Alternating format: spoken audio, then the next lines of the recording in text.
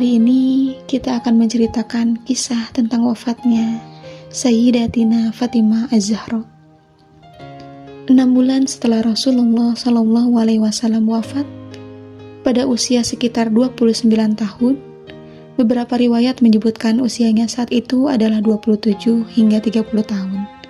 Tapi yang paling umum dan banyak diterima adalah sekitar 29 tahun. Fatimah tidak pernah terlihat tersenyum lagi. Ia selalu terduduk di sudut rumah, matanya kosong, air matanya seakan tak pernah habis. Ali mendekat, memeluk istrinya. "Wahai Fatimah, bukankah ayahmu telah bersama Robnya di tempat yang jauh lebih mulia?" Fatimah berbisik, "Benar, tapi hatiku ini, Ali, hatiku ini seperti kehilangan separuh jiwaku." Malam-malam dilalui dengan tangisan pelan. Ia sering menatap langit. Fatimah menengadah, "Wahai ayahku, engkau sudah bahagia di surga. Lihatlah anakmu ini, aku rindu." Fatimah mulai sering sakit-sakitan. Tubuhnya melemah cepat. Ia memanggil Ali dan berkata, "Wahai Ali, bila aku wafat nanti, jangan izinkan orang-orang yang menyakitiku ikut mengiringiku. Kuburkan aku di malam hari, dan tolong jangan biarkan tubuhku terlihat oleh siapapun." Ali menunduk dan menggenggam tangan Fatimah. Ali berkata, "Jangan bicara seperti itu, wahai istriku. Kau masih akan melihat Hasan dan Husain tumbuh besar." Fatimah tersenyum pelan, air matanya menetes. Fatimah pun berkata, "Aku akan menunggu di sisi ayahku, Ali. Dan bila kau merindukanku, lihatlah Hasan dan Husain, karena mereka adalah sisi cintaku padamu." Di pagi itu, rumah kecil Sayyidatina Fatimah begitu tenang. Tapi di dalamnya ada gejolak pilu yang sedang memuncak. Tubuh Fatimah yang ringkih bersandar lemah di dinding, sementara Ali bin Abi Thalib duduk di sampingnya. Wajah Fatimah pucat, tapi matanya tetap memancarkan keteguhan. Ali menggenggam tangan istrinya, lalu berkata lirih, "Wahai putri Rasulullah, kenapa engkau terlihat begitu tenang hari ini, padahal tubuhmu tak sanggup lagi berdiri?" Fatimah tersenyum lemah. "Wahai Ali, aku tahu, saatku tak lama lagi. Aku telah rindu kepada ayahku. Aku ingin segera berkumpul dengannya." Ali menunduk. Air matanya jatuh tak terbendung. Beberapa kali ia terpaksa pergi keluar hanya untuk menyembunyikan tangisnya. Ia tak kuat melihat istri tercintanya perlahan-lahan melemah. Fatimah melanjutkan, "Wahai Ali, aku ingin sesuatu darimu sebelum aku wafat." Ali menjawab dengan cepat, "Apa saja wahai Fatimah? Katakanlah." Fatimah berkata, "Kafani aku dengan kain yang pernah digunakan ayahku. Jangan biarkan orang-orang yang menyakitiku semasa hidupku hadir di pemakamanku. Dan tolong, kuburkan aku di malam hari." Ali hanya bisa menangis. Ia mengangguk pelan dan tak kuasa menjawab. Tak lama kemudian, Fatimah memanggil Hasan dan Husain yang masih kecil. Fatimah merangkul mereka dan berbisik, "Wahai putra-putraku, maafkan ibumu ya. Ibu harus pergi menyusul kakek kalian. Tapi ingatlah, salatlah kalian, taatilah ayah kalian, dan teruslah mencintai Allah dan Rasul-Nya." Hasan bertanya sambil menangis, "Umi, kenapa engkau berkata begitu? Engkau hendak kemana? Jangan pergi, Umi." Husain memeluk pinggang ibunya sambil berkata, "Umi, jangan tidur, bangunlah, jangan tinggalkan kami." Tangisan dua anak kecil itu menambah luka di hati Ali. Ia segera bangkit dan pergi ke sudut rumah. Ia tak kuat menahan gejolak hatinya. Tak lama, Fatimah berkata, "Ali, aku ingin bertemu Tuhanku dalam keadaan suci. Tolong mandikan aku nanti ya, seperti ayahku dulu dimandikan." Ali Ali menangis. Ia terjatuh dan hampir pingsan karena tak kuasa membayangkan dunia tanpa Fatimah. Beberapa saat kemudian, Fatimah mengambil air wudhu, lalu berbaring menghadap kiblat. Ia menyelimuti tubuhnya dengan kain putih dan menutup wajahnya sendiri. Lalu ia memanggil Asma binti Umais, sahabatnya. "Wahai Asma, aku ingin sendiri. Jika engkau mendengar suaraku, maka diamlah. Jangan ganggu aku. Tapi bila kau tak mendengar apa-apa, maka panggillah Ali." Beberapa saat berlalu, Asma memanggilnya. Namun tak ada jawaban dari dalam. Ia mendekat, disingkapnya kain di wajah Fatimah, dan tangis pun pecah. Putri Rasulullah telah tiada, kembali ke sisi ayahnya yang dirindukannya. Asma berlari memanggil Ali. Saat Ali melihat tubuh Fatimah yang telah terbujur kaku, ia jatuh pingsan. Sekali, dua kali, bahkan berkali-kali, air matanya tak berhenti mengalir. Setelah sadar, Ali berkata lirih, "Fatimah, mengapa engkau pergi begitu cepat? Belum cukupkah luka karena kepergian Rasulullah? Kini engkau pun pergi menyusul beliau." Di malam yang sunyi, hanya cahaya remang yang menyinari rumah kecil itu. Sayyidina Ali bin Abi Thalib memandikan jenazah istrinya dengan tangannya sendiri. Tubuh Fatimah begitu ringan, seakan tak menyisakan beban dunia. Air mata Ali terus menetes, jatuh di wajah istrinya yang telah tenang. "Wahai Fatimah, bagaimana bisa aku memandikanmu seperti ini? Sedangkan dulu, tangan inilah yang menggenggam tanganmu di hari pernikahan. Seakan tangan ini pula yang menyiramkan air terakhir untukmu." Ia menangis tanpa suara, tapi dadanya bergemuruh.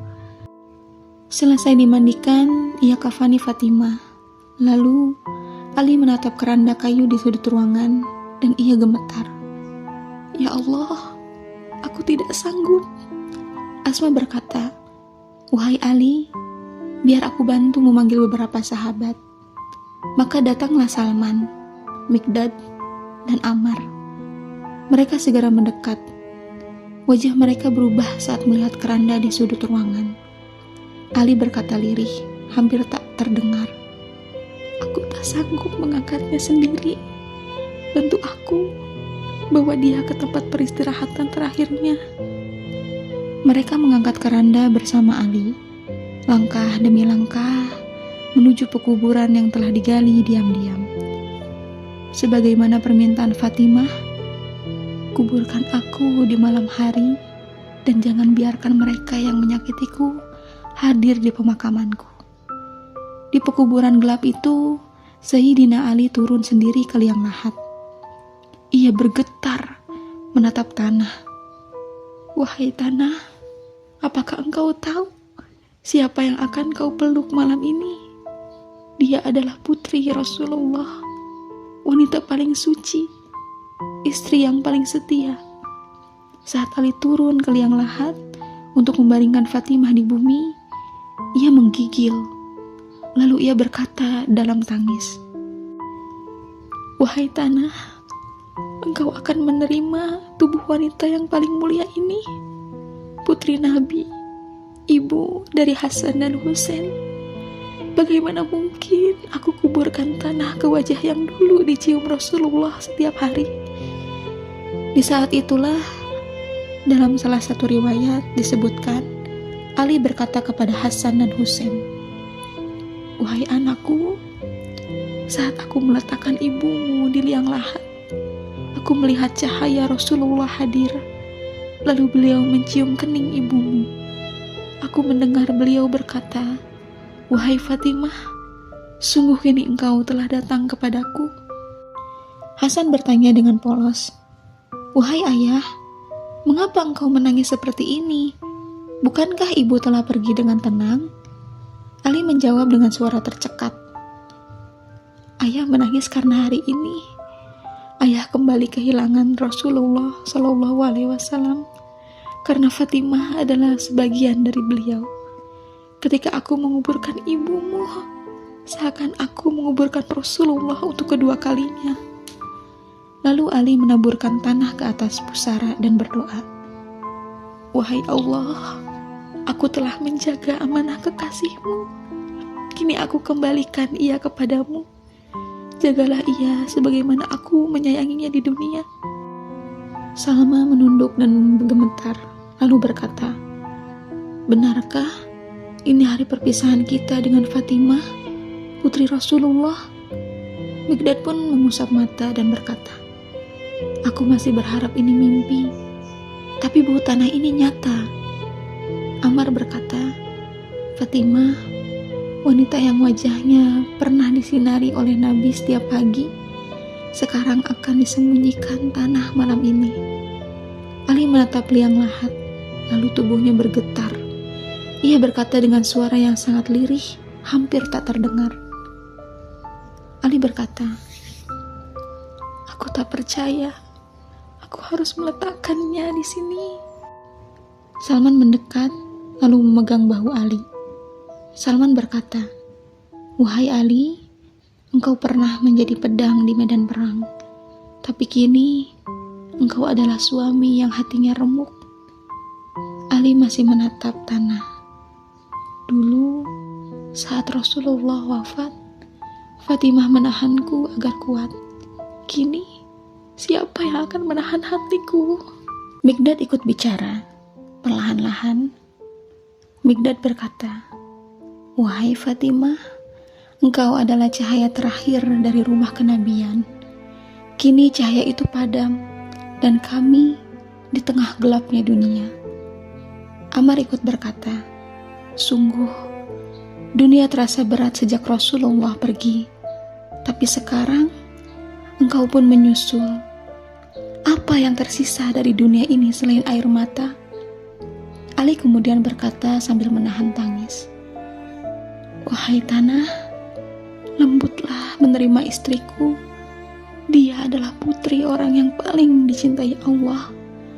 Dia adalah yang paling menjaga kehormatan dan agamanya. Wahai sahabat-sahabatku, doakan aku, karena malam ini aku menguburkan bukan hanya istriku, tapi juga sisa-sisa kekuatan di hatiku." Salman terisak, "Wahai Ali, jika aku bisa memikul separuh kesedihanmu, maka izinkan aku memikulnya malam ini. Tapi aku tahu luka ini terlalu dalam untuk bisa dibagi." Mikdad berkata dengan suara yang serak, "Engkau pernah mengangkat bendera Islam di perang Khandaq, tapi malam ini engkau mengangkat tubuh istrimu sendiri. Demi Allah, ini lebih berat dari medan perang manapun." Ammar bin Yasir menunduk dan menangis. "Aku bersumpah, malam ini langit pun ikut berduka. Jika bukan karena permintaan Fatimah, niscaya seluruh penduduk Madinah akan memenuhi makam ini dengan air mata." Ali memejamkan mata, tangannya mengepal. Ali berkata, "Fatimah tidak ingin pemakamannya diketahui orang-orang yang menyakitinya. Maka jangan biarkan satupun dari mereka mendekat. Ini adalah malam perpisahan yang penuh rahasia dan penuh luka." Semua terdiam. Hanya suara angin malam yang menyapu tanah kuburan. Tangisan lirih Hasan dan Husain terdengar dari kejauhan. Ali menatap sahabat-sahabatnya dan berkata, "Terima kasih, kalian telah datang malam ini. Terima kasih, kalian menyaksikan aku kehilangan. Kalian bukan hanya sahabat, kalian adalah saksi cintaku kepada wanita paling mulia ini." Setelah itu, Ali berdiri diam. Lama sekali, tak ada satupun yang berkata-kata. Tangisan Hasan dan Husain pecah dalam pelukan Asma binti Umais yang mendampingi mereka malam itu. Sejak hari itu, Sayyidina Ali sering menyendiri, dan setiap malam ia duduk di samping pusara Fatimah, berbicara dengan tanah, seolah Fatimah masih di sana. Ia duduk di dekatnya, menunduk dalam diam. Wahai Fatimah, apakah engkau mendengar tangisanku setiap malam? Engkau tinggalkan aku begitu cepat. Aku bahkan belum puas melihat senyummu. Sungguh, setelah engkau pergi, dunia ini menjadi sempit untukku. Hasan dan Husain masih kecil. Ali harus menguatkan diri untuk membesarkan mereka dengan cinta yang utuh, tanpa Fatimah. Tapi tak jarang ketika mereka tertidur, ia menangis sendirian. Suatu malam, Hasan bertanya, "Ayah, kenapa engkau menangis di makam ibu setiap malam?" Ali tersenyum kecil dan menahan tangis. "Karena ibu kalian adalah cahaya yang Allah titipkan sebentar kepadaku, dan ayah belum sanggup melepas cahayanya."